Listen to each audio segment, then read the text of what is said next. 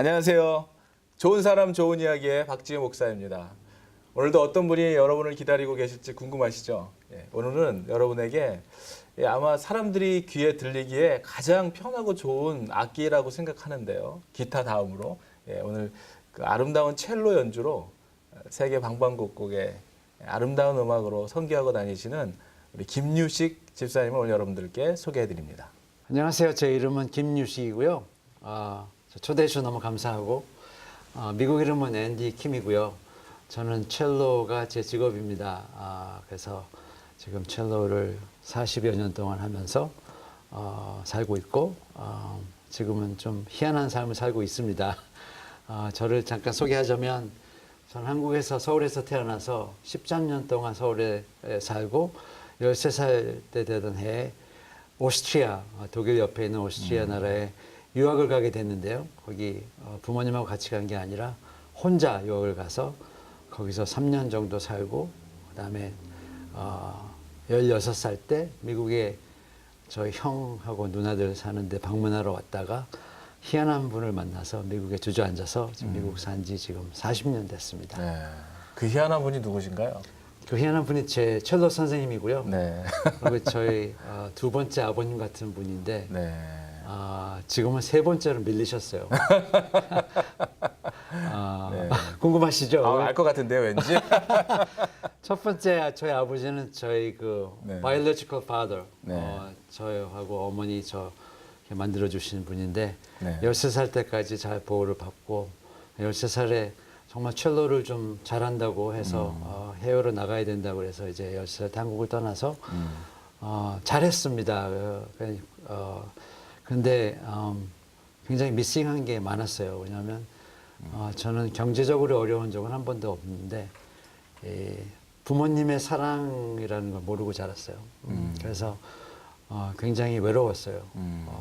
그런데 부모님이 경제적으로 많이 후원을 해주셔서 주변에 친구들은 많았어요. 근데 쓸데없는 친구들이죠. 지금 생각하면. 네.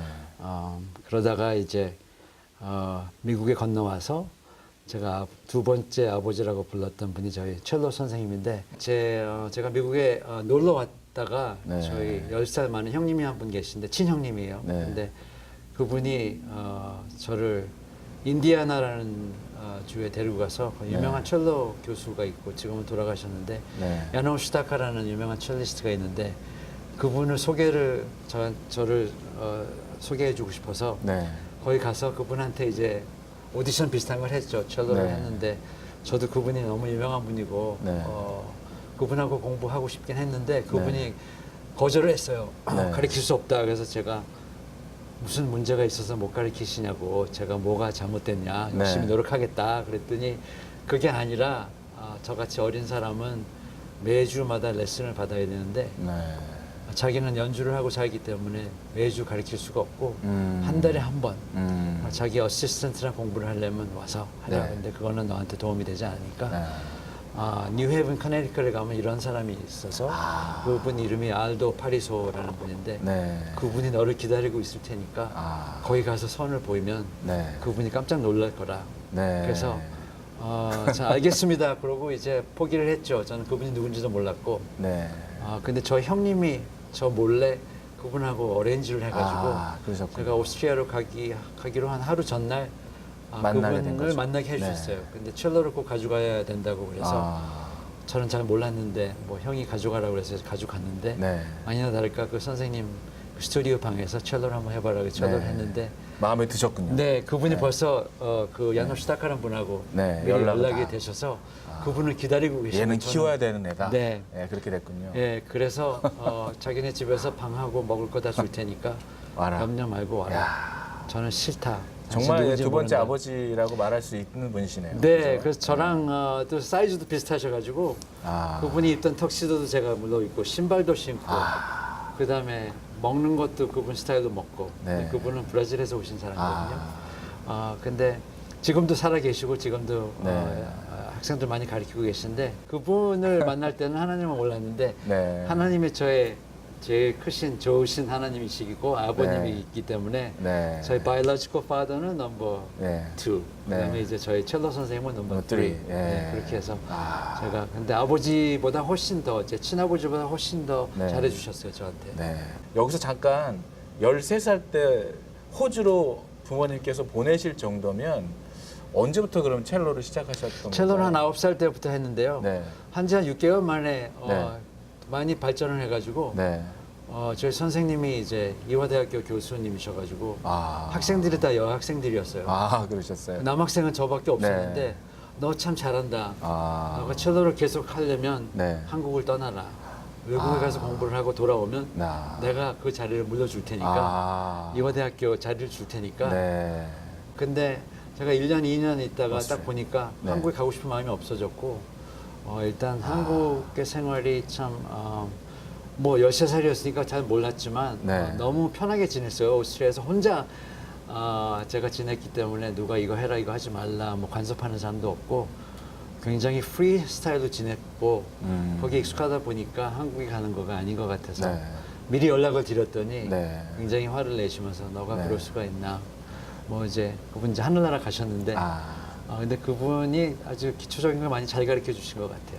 근데 9살 때 어떻게 첼로라는 악기를 하게 되셨나요? 저는 부유한 어머님 아버님 밑에서 자라서 네. 저희 어머님 아버님은 음악의 음자도 모르시는 분인데 아. 그 친구들이 항상 그 음악회를 가셔서 아. 저희 어머님 아버님 특별히 아버님이 이제 음악회를 자주 가셨는데 네. 저를 가끔씩 데려가셨어요. 네.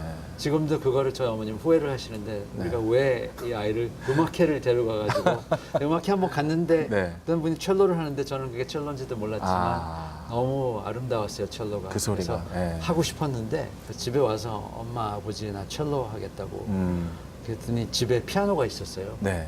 그래도 그랜드 피아노가 있었어요. 와. 그 시대 그랜드 피아노 네. 있는 집 별로 없었는데 그렇죠. 피아노가 있으니까 피아노를 공부를 하자. 아니요, 저는 첼로를 하고 싶은데요. 네. 근데 한국 어머니 아버지여서 네. 피아노 선생님이 다음 주에 왔어요. 아. 그래서 피아노를 배우기 시작했는데 제 멋대로 이제 한 거예요. 네. 그 피아노 선생님이 되게 엄격해가지고 네. 지금도 생각이 나 이게 연필로 이렇게 하면 때렸어요? 네. 근데 뭐 이렇게 탁 했는데 굉장히 아팠어요. 그게 아. 너무 싫었어요. 아. 첼로도 아니고. 아. 그리고 그래서 선생님이 하라고 그러면 다른 거 하고 이거 하라면 저거 하고 저거 하라면 이거 하고 선생님 오시면 이렇게 숨고 뭐 그랬는데 결국 한 6개월 했는데 도저히 엄마 아버지한테 도저히 이건 아니다. 제가 기억으로는 제 생일 정도 때 첼로를 주셨어요. 저희 어머님 아버님은 설마 이 아이가 네. 음악을 전공할 거는 생각은 못 하시고. 네, 왜냐면 저희 아버님이 변호사셨거든요. 네. 저희 아버님은 집안에 변호사가 나오기를 고되게 바라던 분인데 네. 제가 막내인데 저 역시 음악을 하게 돼서 네. 역시 취미로 해야겠지 그랬는데 네. 지금까지 40여 년 동안 첼로로 살고 네. 있습니다. 가족들이 다 음악 하시나요, 그럼? 아니요, 네. 제 2남 4녀 중에 제가 막내인데요. 네. 저만 음악을 합니다. 네. 그래서 가족들이 음악하는 음악 가족들 보면 되게 부러워요. 그러시겠네요. 네.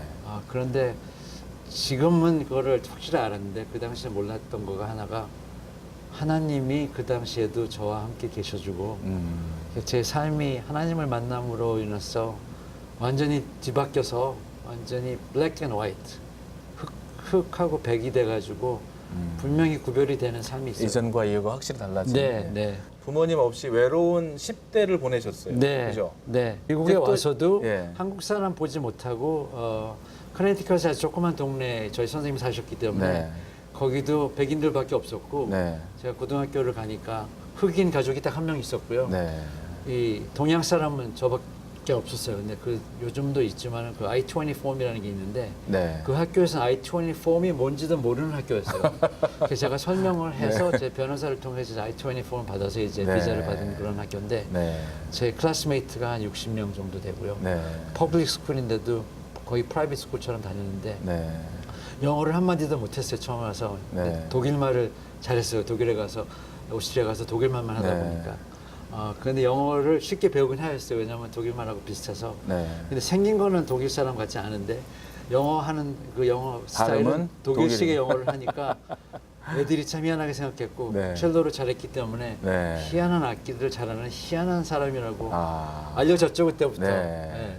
예. 네.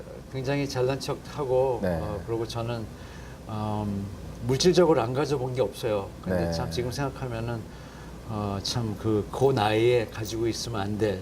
그다음에 여러 가지 정말 그 어른들이나 할 수 있는 것들 그걸 많이 했고 미국에 오기 전에 그 오스트리아에 있을 때는 학교를 제대로 다닌 적이 없고요.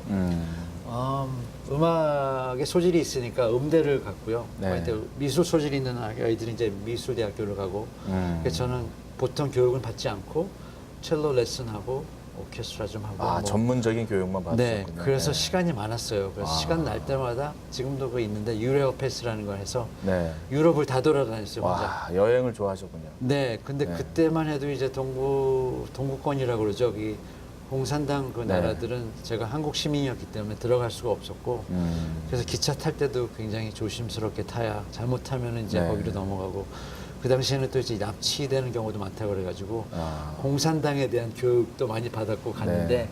저는 뭐 거기 가서 그 오스트리아 사람들 친구들하고 제가 13살 때 제 친한 친구들은 19살, 20살 네. 그 19살, 20살짜리들이 즐겨 하는 것이 보통 이제 네. 많이 마시고 많이 피고 많이 네. 놀고 뭐 그러는 건데 네. 저는 그걸 13살 때부터 했습니다. 근데 아무도 그거에 대해서 하지 네. 말라는 부모님 사람도 안 없었고. 옆에 안 네. 계셨으니까. 네. 네. 그런데 지금 네. 생각하면 그런 정말 어떻게 보면 한심한 삶을 살았는데 하나님은 그냥 지켜보시고 계셨어요. 네. 그러면 아. 이제 미국에 와가지고 10대를 또 보내시고 네. 그래서 예일 이제 대학을 졸업할 때까지도 하나님과는 상관없는 음악인으로 살아가다가. 근데 예일 대학을 네. 다닐 때 제가 참 하고 싶었던 것 중에 하나를 했는데 네. 참 실망이었어요. 왜냐하면 네. 그때 저는 한국 사람인 거를 정말 좀 알고 싶고 제가 한국에서 태어나고 했는데 한국적으로 산 지가 너무 오래돼가지고 한국 사람들이 그리웠어요. 네. 그래서 사실은 교회를 다니기 시작했는데요. 그러셨군요. 교회에 정말 아무 의미 없이 그냥 교회 네. 한국 교회이기 때문에 갔는데 네. 첼로를 한다고 그랬더니 첼로를 좀 이렇게 연주를 한번 해달래요. 네. 그래서 결국 이게 이제 헌금송이었는데 저는 네. 그거 모르고 그냥 첼로 곡을 했어요. 네. 너무 좋아하시면서 매주 네. 오면 네. 좋겠다. 그러면서 맛있는 것도 많이 먹고 네. 선물도 많이 주고 네. 거기를 이제 매주 다니게 됐는데 하나님 전혀 모르고 다녔죠. 근데 거기에 계셨던 전도사님이 한 분 계신데 네. 언더그레이주에이트는 파인 아트를 하신 분이에요. 프랏 인스티튜트 나오신 분인데 네. 대학원을 이제 예일 대학원의 디비니티 스쿨에 오셔서 네. 거기서 이제 전도사 생활을 시작하신 분인데 첼로를 공부를 하시고 싶었던 분이에요. 근데 그게 정말 첼로를 공부하시고 싶었던 건지 아닌지는 모르겠는데 저를 접근을 하셔서 이제 첼로를 좀 가르쳐 달라고 그래서 그 첼로를 가르쳐 드리기 시작했어요. 네.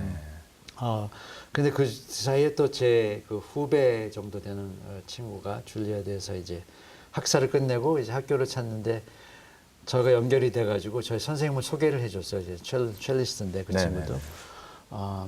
그 친구는 절실한 그리스도인인데 그 친구하고 이 전도사님하고 하는 바이블 스터디가 있었어요. 성경 공부가 있었는데 네. 그 친구하고 그 전도사님이 저를 이제 꼬셨어요. 오라고. 네. 하나님이 그렇게 역사하신 것 같아요. 지금 네. 생각하면. 저는 그런데 안 갑니다. 그런데 바이블 스터디 뭐 2시간 하는 게 30분 바이블 스터디하고 네. 재밌게 논대요. 볼링도 치고 맛있는 것도 먹고. 그래서 뭐 여자도 소개해 줍니다. 그래서 그렇습니까? 그러고 네. 찾아갔는데 네. 그 목요일 성경 공부였어요. 근데 딱 갔는데 저랑 비슷한 친구들도 있더라고요. 네. 뭐 기독교인도 많고 그다음에 불교 신자도 있고 뭐 네. 캐톨릭 신자도 있고 저같이 하나님 모르는 사람도 있고 그런데 저보러 기도를 하라고 그러는 거예요. 가자마자요? 네. I said, you gotta be kidding me. 기도회나 기자도 모르는데 어떻게 하냐 그랬더니 네. 하나님 아버지 그렇게 시작하래요. 그래서 오케이 눈을 감고 하나님 아버지 안녕하세요. 그랬더니 옆에서 막 웃는 거야. 너무 네. 그거 보니까 막 눈도 감았다 떴다 그러는데 하나님 아버지 안녕하세요. 감사합니다. 안녕히 계세요. 그러고 기도가 끝났어요. 예. 뭐 아멘도 없이 끝났는데 너무 잘했대. 다음 주에 또 오재. 근데 정말 그 전도사님 말처럼 거짓말 안 했어요. 네. 정말 성경 구절 먹고 있고 네. 그다음에 가끔 말씀 나누고 30분 만에 끝나고 놀고. 땡땡땡 하고 먹고 놀고 이제 나가서 이제 하다가 이제 친교하고 이제 가는 그게 재밌어지니까 자꾸만 가는데 그래서 한 몇 달이 지났는데 네. 그 전도사님이 수련회를 간대요. 이 바이블 그 성경 공부반이 수련회가 뭡니까? 그랬더니 산에 좋은 공기 좋은 데 가서 2박 3일 있다가 신나게 놀다 오는 거래요. 아, 저 산은 no thank you. 근데 산에 가면 똑같이 한대요. 재밌대요. 뭐 수영도 하고 놀고 뭐 그렇대. 노는 거에 너무 좋아하다 보니까 오케이, 가겠습니다. 근데 네. 그 전사님이 조건을 주시는 거예요. 네. 첼로를 가지고 가져왔으면 오라고. 좋겠대요. 예. 네. 그래서 저는 그때 그 의미를 잘 몰랐는데 네. 그냥 어떻게 보면 순정하는 마음으로 오케이, 그 첼로 가져가셨어요. 요즘도 네. 오케이를 참 잘하는데 네. 첼로를 가지고 올라갔어요. 갔더니 네. 정말 찬양팀, 지금은 이제 제가 나는데 찬양팀이 있더라고요. 네. 그래서 제 그 후배 되는 아이 친구도 첼로를 가져오고 기타도 있고 뭐 하는데 괜히 같이 하고 싶어서 네. 그냥 앉아서 끼어서 했어요. 네. 근데 그 친구들이 했던 거는 다 찬양곡이고 네. 복음성가고 그런데 네. 너무 좋은 거예요. 좋았어요. 와. 한 10분 15분 했나? 네. 와, 근데 갑자기 막 몸이 막 뜨거워지고 네. 제가 그런 경험을 아직 해본 적이 없는데 28년 전 얘기입니다. 음악 하면서도 그런 경험은 없었는데. 음악 하면서 그런 적이 없었어요. 네. 근데 찬양을 하니까 와. 뭐 나 같은 주에 사실 하는데 저는 처음 듣다 못한 네. 찬양인데 네. 와, 몸이 뜨거워진다 이렇게 위에서 네. 이렇게 내려오시는데 네. 지금 생각하면 하나님이셨어요. 네, 그래서 성령. 그분이 저보러 뭐라 그러냐면 너 지금 지금까지 어디 있었냐? 난 널 기다리고 있었다. 아. 너는 나를 찾지도 않고 그러더라. 너 하고 싶은 거 했는데 가만히 놔뒀는데 잘 나가더라. 너 좋다. 근데 너는 여기 어떻게 왔니? 너무 반갑다. 너무 고맙다. 그러는 순간에 눈물이 와, 터지고. 예. 정말 줄줄. 네. 지금도 그 생각하면 네. 맞아요. 네. 그래서 그때 불렀던 배웠던 찬양을 아직도 제가 선교지 가면 하고 다니는데 네. 선교지 가서 이제 첼로 찬양을 하고 간증을 하면 음. 그 찬양을 제일 먼저 합니다. 네. 나 주 없이 못하리요, 바로 그건데 네. 기회가 있으면 나중에 또 네. 그거 하는데 정말 주님 없이 어떻게 살았는지 그 순간이 지금도 생각하면 그렇게 뜨거운 순간이 없어요, 지금도. 근데 그래서 그 자리에서 정말 많이 울고 그 자리에서 약속을 하고 하나님이 이제 산에서 내려가면 공부를 해서 세례를 받고 하나님 섬기겠습니다. 그래서 패스트 포워드해서 내려가서 네. 그 교회에서 또 간증하라고 해서 그런 경험을 간증을 네. 하고 첼로하고 그랬는데 그러면서 하나님과 약속을 했는데 네. 그리고 이제 세례까지 다 받았고 네. 그랬는데 그 교회 열심히 다녔어요. 일주일에 한 번씩. 네. 그 성경 공부도 계속하고 네. 제가 그때 받았던 그 모교 성경 공부반에서 받았던 그 성경책이 아직도 있어요. 지금 네. 너덜너덜 돼 있긴 하지만은. 네. 그런데 그러고 나서 그렇게 산에서 하나님하고 약속한 대로 섬기지를 못했어요. 제가 하나님께 호흡 있는 동안은 계속 찬양을 드리고 그 산에서 그 경험했던 것처럼 하고 살겠습니다 그랬는데 한 10여 년 동안 그 생활을 하지 못하고 제가 이제 첼로를 하면서 먹고 살았기 때문에 네. 현악사중주를 하면서 미국 50주를 다 돌아다니면서 연주를 하다 보니까 네. 주일날 이렇게 연주가 많아. 네. 그래서 주일날 교회도 못 사실 갈 가고. 수도 없었고. 네. 그러다 보니까 찬양으로 섬기는 거는 뭐 생각도 못 했고 네. 여전히 제 잘난 모습으로 네. 했는데 너무나 힘든 일이 많이 일어났는데도 그 생각이 안 나는 거예요.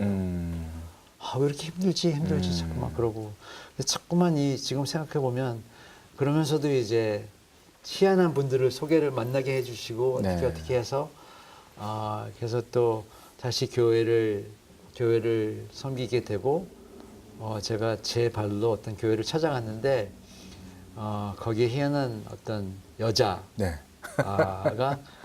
피아노도 치다가 뭐 네. 기타도 쳤다가 와. 또 올겐도 쳤다가 뭐 성가대 같이 하기도 하고 네. 참 잘하더라고요. 네. 근데 저는 저같이 음악을 전공한 분인 줄 알았는데 그분하고 7년 동안 같이 찬양팀도 하고 7년 동안. 네. 굉장히 가깝게 지냈지만 전혀 다른 생각 없이 교회 성도님처럼 네. 브라더 앤 시스터처럼 이렇게 네. 7년 동안 그거 뭐 없었어요? 네, 전혀 느낌이 없었는데 maybe you get my point. 그 친구가 제 아내거든요, 지금. 그리고 지금까지 여러 명의 천사를 보내주셨는데 네. 제 아내가 마지막 천사라고 얘기하기는 좀 그런데 네. 제 기억에 남을 만한 굉장히 충격적인 어메이징한 제 아내 아니었으면 지금 아마 이 자리에서 찬양도 아니고 이런 목사님과의 대화도 못했을 텐데 제 아내를 만남으로 인해서 더 성숙해지고 네. 제 아내가 저의 가장 좋은 친구고 후원자고 네. 제 개인적인 파이낸스예요. 제 아내는 열심히 일을 합니다. 맨하탄에서 일을 하는데 네. She's a financial analyst. 아. 제 파이낸스를 커버를 해주고 제가 제 아내 덕분에 와. 선교지를 자유스럽게 다니고 있습니다. 예.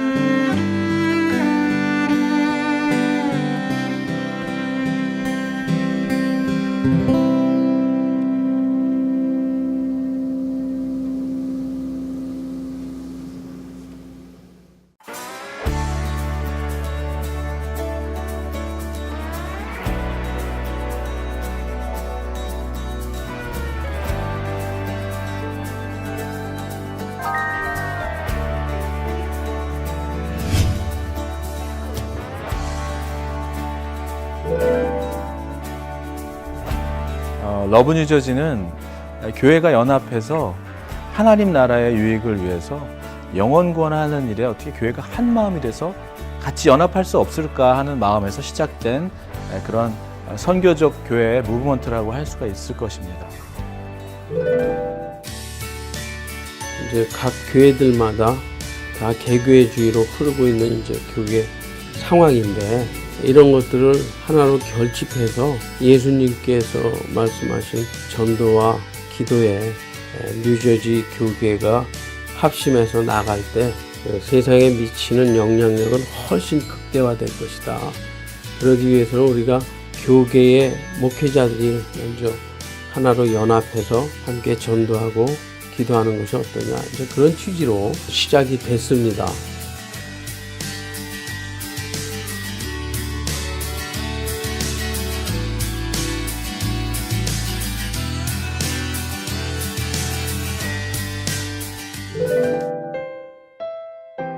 사실 주일 저녁에 지금 모여서 매달 한 달에 한 번씩 회원교회를 찾아다니면서 저희가 목사님들만 찾아가는 것이 아니라 각 회원교회의 성도들까지도 같이 가서 그 교회를 위해서 기도할 수 있다는 이 마음은 놀라운 일들이 지금 일어나고 있는 것 같고요. 러브 뉴저지를 통해서 이제 교회 안에서의 내 교회뿐만 아니라 우리 모든 교회의 성장과 성숙이 같은 기쁨이 되었다는 것, 그리고 그냥 옛날에는 그냥 지나갔던 교회들이 이제는 그런 교회를 지나갈 때마다 선교적인 마음으로 그 교회를 위해서 손들고 기도하게 되었다는 것이 변화라고 말씀드릴 수 있을 것 같습니다.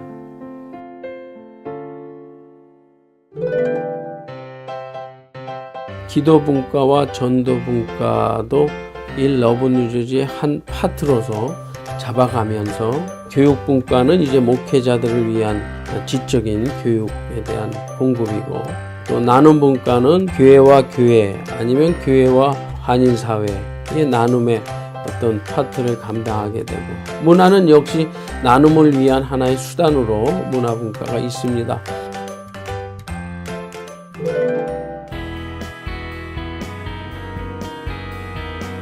지난 여름에 너의 꿈을 찍어봐라고 하는 청년 문화 행사를 통해서 정말 아름다운 일들을 처음으로 시작하게 된 것은 5개의 목사님들이 이 하나의 목적을 위해서 뜻과 우리의 물질과 또 우리의 수고와 노력들을 다 같이 모아서 하나의 전도 행사를 만들었다는 것이 정말 감격적인 일이었고요.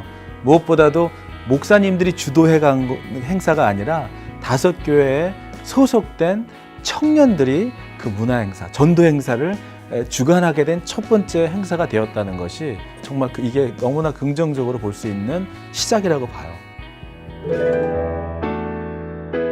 러브 뉴저지의 운동이 계속해서 건강하게 흐르게 되면 목회자나 교회들의 참여도가 높아질 거라고 생각을 하고 있습니다.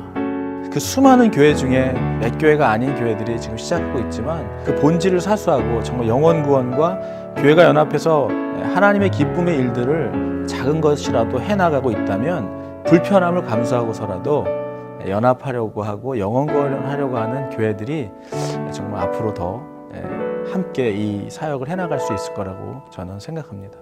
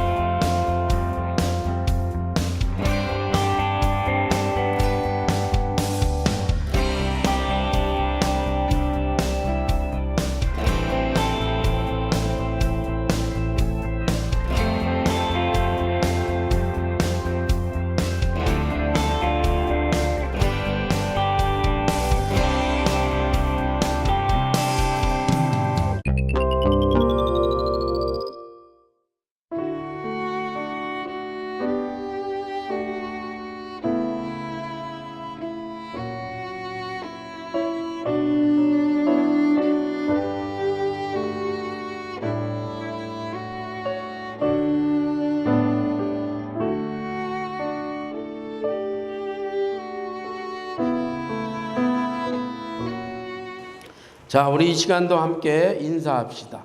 오늘도 말씀 잘 경청합시다. 시작. 오늘도 말씀 잘 경청합시다.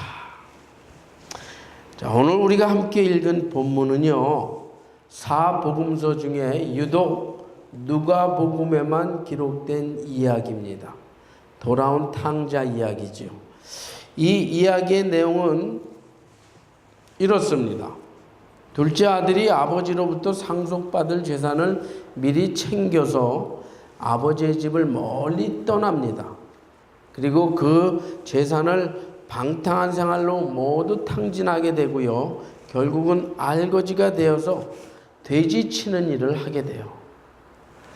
그런데 배가 너무너무 고파서 돼지가 먹는 것까지 먹으려고 하는데 그것마저도 주는 사람이 아무도 없었어요. 그러자 이 같은 극한 상황에서 둘째 아들은요, 자신의 아버지를 떠올립니다. 그리고 뒤늦은 후회를 하고 회개하면서 아버지 집으로 돌아갑니다.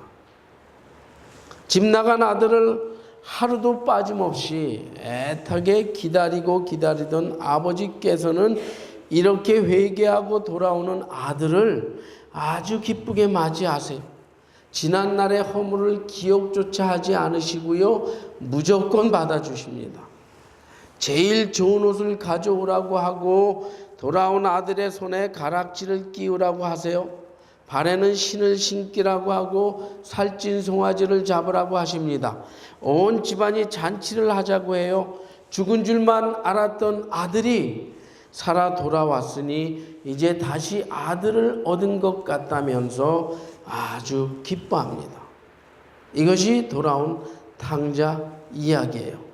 오늘 본문 22절부터 24절의 이야기입니다. 이 이야기는요, 죄인을 찾으시는 하나님의 사랑, 죄인을 찾으시는 하나님의 사랑과 돌아온 죄인에 대한 하나님의 기쁨에 관한 이야기예요. 따라서 이 이야기는 회개와 구원에 관한 신학적인 진리를 아주 아름답고 생생하게 전달해 주고 있는 이야기예요. 복음의 핵심적인 이야기라고 말할 수 있습니다. 그런데 우리는 이 이야기를 이미 지난 4월 첫째 주일 이렇게 러브 뉴저지 설교 녹화 때 이미 살펴봤어요. 왜 아버지는 둘째 아들이 자신이 상속받을 재산을 요구했을 때 단호히 거절하지 않으셨을까라는 질문을 통해서 은혜를 받았습니다. 왜 아버지는 둘째 아들이 재산을 요구했을 때 이런 지하에 거절하지 않으셨을까?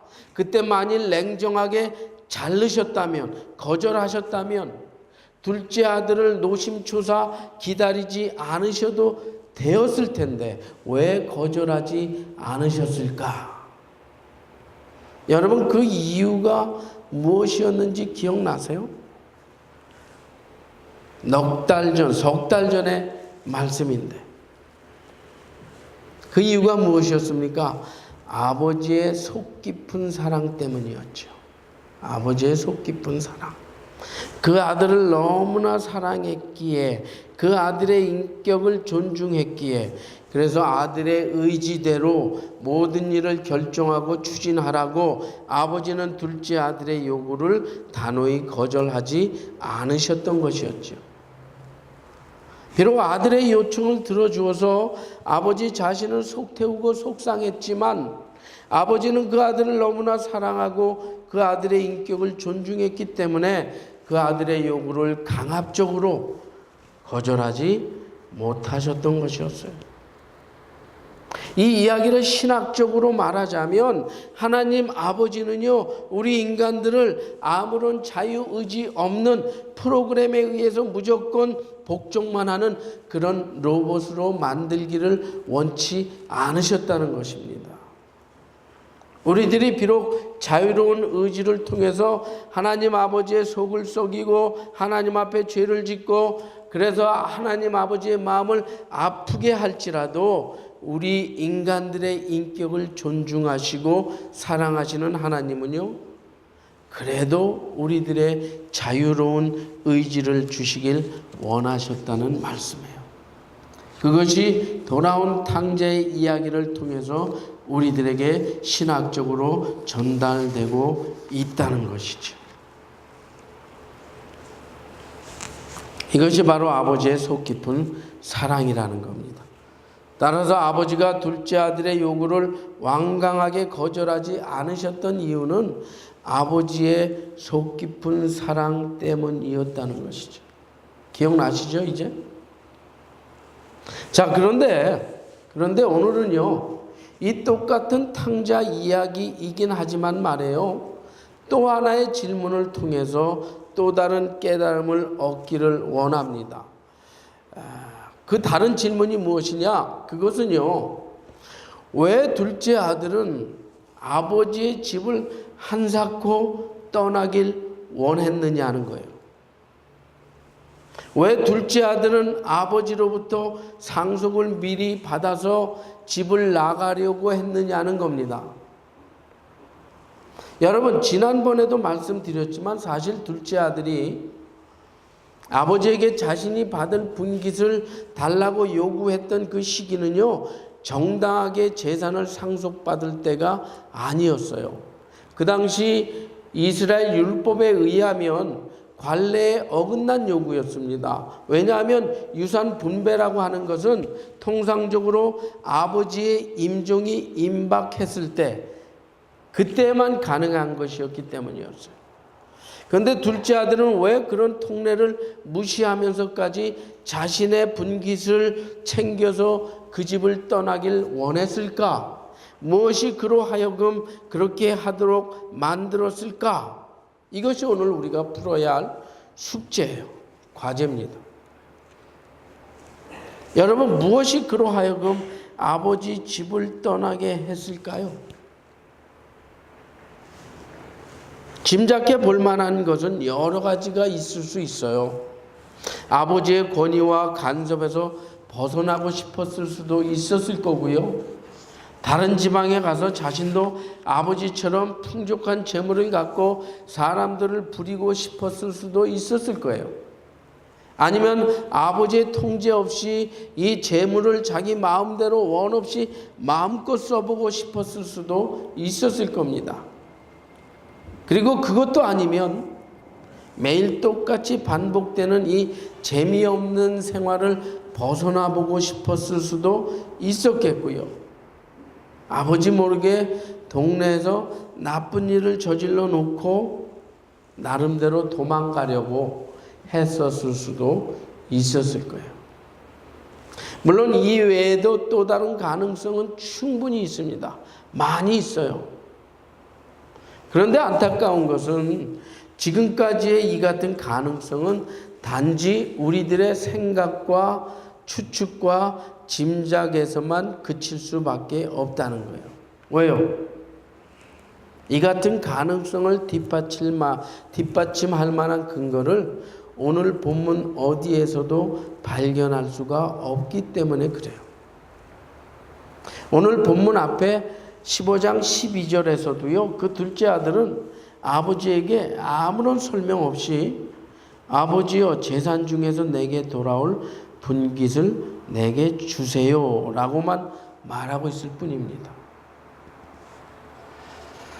자, 그런데 여러분, 여기서 우리가 주목해 볼 만한 사실 하나는요, 그럼에도 불구하고 또 다른 가능성을 염두에 두고서 본문을 주의 깊게 세심하게 읽다 보면 한 가지 가능성을 발견할 수 있게 돼요. 거기가 어디냐?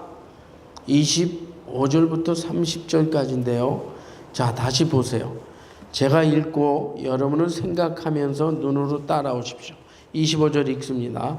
맏아들은 밭에 있다가 돌아와 집에 가까웠을 때에 풍류와 춤추는 소리를 듣고 한 종을 불러 이 무슨 일인가 물은데 대답하되 당신의 동생이 돌아왔음에 당신의 아버지가 그의 건강한 몸을 다시 맞아들이게 됨을 인하여 살찐 송아지를 잡았나이다 하니 28절 저가 노하여 들어가기를 즐겨 아니하거늘 아버지가 나와서 권한대 아버지께 대답하여 가로되 내가 여러 해 아버지를 섬겨 명을 어김이 없거늘 내게는 염소 새끼라도 주어 나와 내 벗으로 즐기게 하신 일이 없더니 아버지의 살림을 창기와 함께 먹어버린 이 아들이 돌아오매 이를 위하여 살찐 송아지를 잡으셨나이다.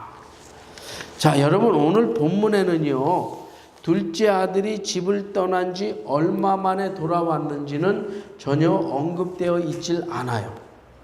그러나 아버지의 반응으로 봐서는요 무척 오랜 시간이 지나서 돌아온 것으로 짐작돼요. 자, 그렇다면 말해요. 생각해 보세요. 이 집 나갔던 동생이 어려서부터 자신과 함께 살았던 동생이 남루한 옷차림과 몰골로 집으로 돌아왔다면 형은 어떤 반응을 보여야 정상일까요? 어떤 반응을 보여야 정상일까요? 여러분, 자신의 장자의 축복권을 속임수로 빼앗은 동생 야곱에 대해서 오직 복수와 증오의 일념으로 살아왔던 형 에서가요, 동생 야곱과 헤어진 지 20년 만에 만날 때 어떻게 맞이하는 줄 아세요? 창세기 33장 4절에 보면은 이렇게 기록되어 있어요. 에서가 달려와서 그를 맞아서 야곱을 맞아서 안고 목을 어긋맞기고 그와 입맞추고 피차 우니라 라고 기록되어 있어요. 보세요. 자신이 당연히 받아야 할 장자의 축복권을 동생 야곱이 자신을 속이면서 빼앗았는데 그 동생 야곱의 속임수에 빼앗기고 아버지 이삭 앞에서 내 아버지여 아버지의 빌복이 이 하나뿐입니까? 내게도 축복하소서 내게도 그리하소서라고 간절하게 외치면서 원통해서 방송 통곡하던 형 에서가요 동생 야곱을 20년 만에 만나면서 보여준 모습은 달려와서 동생 야곱을 껴안고 목을 감싸 안으면서 입을 맞추고 엉엉 우는 모습이었어요. 여러분, 이 같은 모습이 진정 형제의 모습이 아니겠습니까? 이 같은 모습이 진정으로 한 핏줄을 나눈 형제의 모습이 아니겠냐는 거예요. 그런데 오늘 본문의 형의 모습은 어떤 모습이에요? 28절에 저가 노하여 들어가기를 즐겨 아니하거늘. 여기서 노했다라고 하는 말은 분노했다는 말이죠. 화가 났다는 말이죠. 헬라어로는 오르기조라고 하는데 콧구멍을 벌름거린다라는 말에서 나온 단어예요. 그런데 이 단어는 일시적으로 격앙된 감정에서 나온 화를 가리키는 단어가 아닙니다. 이 단어 오르기조라고 하는 단어는요, 마음 깊숙이 오랫동안 쌓여있는 분노와 노여움을 의미하는 단어예요. 오랫동안 쌓여있는 분노와 노여움. 그리고 들어가기를 즐겨 아니하거늘 이라는 말은요, 될 수 있으면 어떻게 하서든지 들어가려고 하지 않았다는 의미예요. 그러니까 결국 무슨 말이에요? 형은 축하 잔치 자리에 들어가기를 싫어했다는 말이죠. 즉 28절의 형의 모습은 축하 잔치에 들어가기를 싫어하는 모습이에요. 30절 보세요. 이번에는 30절. 자, 30절 보니까 아버지의 살림을 창기와 함께 먹어버린 이 아들이 돌아오매. 자, 자신의 동생에 대해서 형이 말하는 대목인데요. 형은 동생에 대해서 아버지의 살림을 창기와 함께 먹어버린 사람이라고 말하고 있어요. 즉 동생의 부도덕한 면을 부각시킴으로써 동생에 대한 아버지의 책망을 유발시키려는 의도가 다분히 내포되어 있다는 것을 알 수 있어요. 그리고 형은요, 자신의 동생에 대해서 이 아들이라고 부르고 있어요. 내 동생이라고 부르질 않고 이 아들이라고 부르고 있어요. 정 떨어지는 말이죠. 그런데 원문에는요, 이보다 더 정 떨어지는 의미로 기록되어 있는데 뭐라고 기록되어 있냐면 당신의 아들이라고 기록되어 있어요. 자신하고는 전혀 관계없는 사람처럼 이야기하고 있어요. 당신의 아들, 당신의 아들. 한마디로 형은 돌아온 동생을 자신의 동생이라고 인정하지 않고 있습니다. 따라서 우리는요, 형의 이 같은 모습을 통해서 아마도 형은 동생이 집을 나가기 전부터 이미 동생에 대해서 좋지 않은 감정을 갖고 있었다고 유추해 볼 수 있어요. 만일 그렇다면 말이에요, 동생의 감정이 집을 나가기 전부터 이랬다고 한다면 말이에요, 아마도 형은 어려서부터 동생을 무시하고 괄시했을 겁니다. 모멸감을 주었을 거예요. 수치심도 주고 자존심도 건드리고 말끝마다 꼬투리를 잡고 시비도 걸었을 거예요. 그리고 동생은 어린 시절부터 그런 형과 함께 살면서 알게 모르게 형에 대해서 많은 억울함과 부당함을 당했고 느꼈겠죠. 틀림없이 아버지 모르게 자신을 괴롭히는 형 밑에서 아무런 대책 없이 살아왔을 겁니다. 그런데 어린 시절에는 형의 그 같은 행동과 대우에도 그러려니 하면서 살아왔던 이 동생이 이제 사춘기가 지나고 청년이 되면서 이제는 그런 형이 싫어졌겠죠.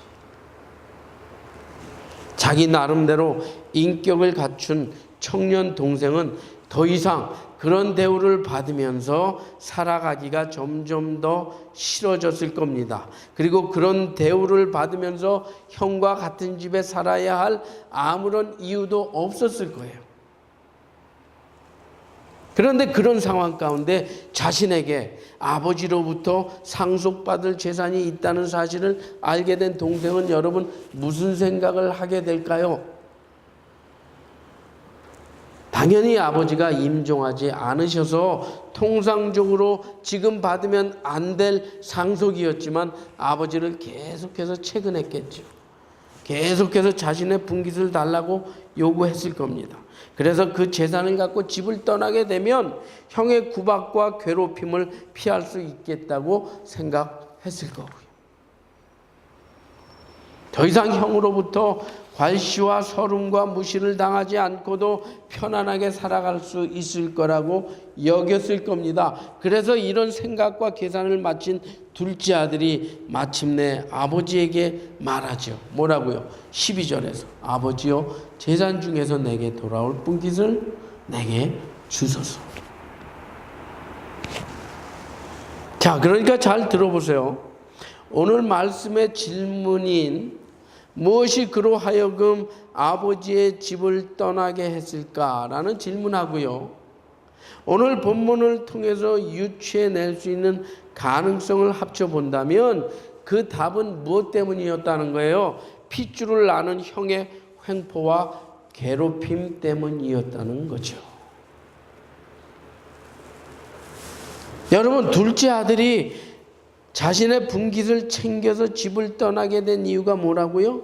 형 때문이었다는 거예요. 이것이 오늘 우리가 본문을 통해 발견해낸 답입니다. 그렇다면, 이것이 답이라면 오늘 본문을 통해서 우리가 깨달을 수 있는 영적 교훈은 또 무엇일까요? 무엇이겠습니까? 누가복음 17장 2절 봅시다. 오늘 본문 뒤에 있죠. 17장 2절 봅시다. 자, 누가복음 17장 2절. 자, 다 함께 읽습니다. 시작. 저가 이 작은 자 중에 하나를 실족케 할진대 차라리 연자 맷돌을 그 목에 메우고 바다에 던지우는 것이 나으리라. 이 말씀은요, 예수님께서 베레아에서 사역을 마치시고 유대 지방으로 다시 올라오시면서 제자들에게 하시는 말씀이에요. 하나님의 나라의 백성으로서 제자들이 이웃 형제와의 수평적인 관계 속에서 반드시 가져야 할 덕목에 대해서 가르쳐 주시는 말씀이에요. 형제를 실족하게 하지 말라는 말씀입니다. 그런데 보세요. 오늘 본문의 형은 어떤 사람이었어요? 함께 사는 동생으로 하여금 실족하게 만든 장본인이었습니다. 동생으로 하여금 아버지 집을 떠나게 만드는 원인을 제공한 사람이었어요. 그나마 집으로 돌아온 동생마저도 탐탁하게 여기지 않는 사람이었고요. 돌아온 동생의 지나간 잘못을 거론하면서 아버지 항변하며 따지던 사람이었어요. 그렇죠? 그러면 사랑하는 신하부로 교우 여러분, 여러분에게는 이런 첫째 아들의 모습은 없으세요? 자신보다 신앙의 연조가 부족하다고 아버지 집으로 돌아온 동생을 멸시하고 무시하는, 자신보다 신앙이 미숙하다고, 신앙의 경험이 미숙하다고 관시하고 업신여기는 이런 모습의 형은 아니십니까? 아버지 집에 돌아온 동생이 계속해서 정착하지 못하도록 애먹이고 귀찮게 해서 또다시 가출시키려고 하는 형은 아니시냐는 거예요. 나 저 사람 때문에 신앙생활 못하겠어. 나 저 사람 때문에 이 교회 못 나오겠어. 그런 빌미를 제공하는 첫째 형은 아니냐는 거예요. 그런데 예수님께서는 그런 첫째 아들은, 그런 형은 차라리 연자 맷돌을 그의 목에 달아서 바다에 던지는 것이 더 낫겠다고 말씀하고 계세요. 심각하지요? 사랑하는 여러분, 여러분이 첫째 아들이십니까? 여러분은 아버지 집을 떠나지 않고 아버지와 함께 살고 있는 첫째 아들이세요? 그러면 여러분이 하나님 아버지의 진정한 첫째 아들이라고 한다면, 다시 집으로 돌아온 동생의 형이라고 한다면 첫째 아들답게, 형답게 행동해야 합니다. 동생에게 먼저 달려가서 인사하고 안아주고 감싸주고 토닥거려줘야 하고요. 동생을 위해서 먼저 섬기고 희생하고 이해해줘야 합니다. 동생과 함께 슬퍼하고 동생과 함께 울어줘야 하고 함께 아파해야 하고요. 동생과 함께 기뻐하고 웃어주는 성숙한 형의 진 면목을 보여줘야 한다는 거예요. 그래서 돌아온 동생이 또다시 상처받지 않고 또다시 가출하는 일이 다시는 일어나지 않도록 해야 할 것 아니겠냐는 거예요. 어떠세요? 그래야 하지 않겠습니까?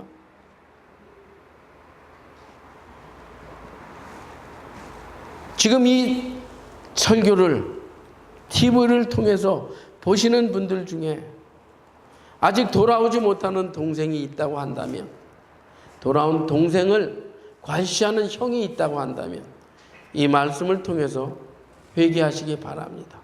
그리고 이 말씀을 통해서 다시 한번 용기를 얻길 바랍니다. 여러분이 이렇게 돌아오는 동생을 따뜻하게 정성스럽게 맞이하는 한 아버지의 집은요, 수많은 동생들로 인해서 넘칠 거예요.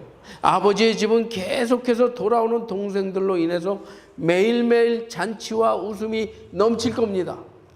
형 때문에 아버지도 흡족해 하실 거고, 돌아온 동생도 형 때문에 기뻐하고 즐거워할 겁니다. 다시 한번 묻습니다, 여러분. 첫째 아들이세요? 아버지께 충성하는 아들이 되십시오. 그리고 돌아오는 동생들을 극진히 보살피는 형들이 되십시오.